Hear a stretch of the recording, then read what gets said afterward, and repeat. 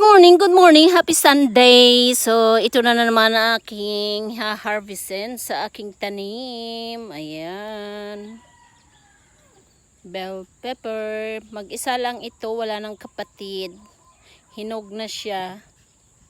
Pagplanuhan ko na naman kung ano na naman ang gagawin ko dito na luto. So, thank you. Meron akong na-harvest. At meron pa ako dito ng mga itatanim din, panglipat. Ito papaya to na galing sa probinsya sa Iloilo na bigay ng kamag-anak ng mister ko, napakatamis. Shout out dyan kay Popoy Lazarte.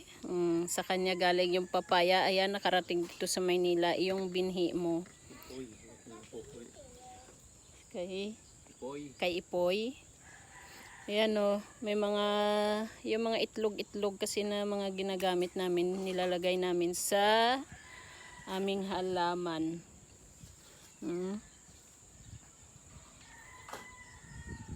Ayan.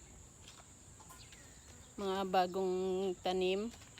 At ito. O, tingnan nyo ang aking rose ay hindi nawawalan siya ng flower. At ito naman ang isang kabuntot ko lagi. Hi! Ano sasabihin mo? Siya lagi nagsasabi sa akin, nanay, mag-vlog tayo. Tapos pag nandyan na hindi naman magsasalita. So ayan ang aking magandang rose na hindi nawawalan ng bulaklak. So ayan lang guys, this morning.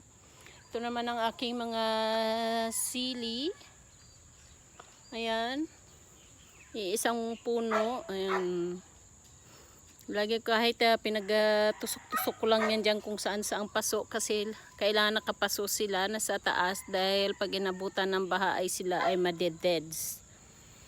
So itong aking native na na sili, yung kinakain naman ng ibon, wala nang na-harvest.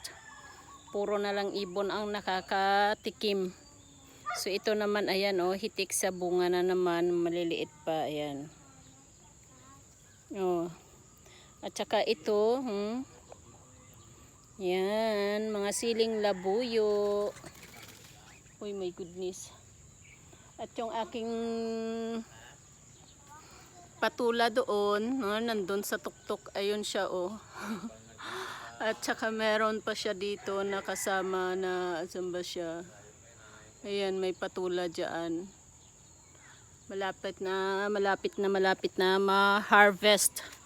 Nakaano siya sa puno ng mangga. At ito naman ay malapit na siya magkaroon na naman ako ng another binhi na patula. So, bigat yan Ayan. Ching! Nag-i-swing.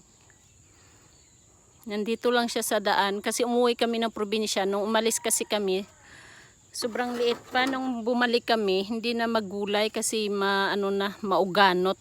Matanda na. Matanda pa sa akin. Mauganot pa sa akin.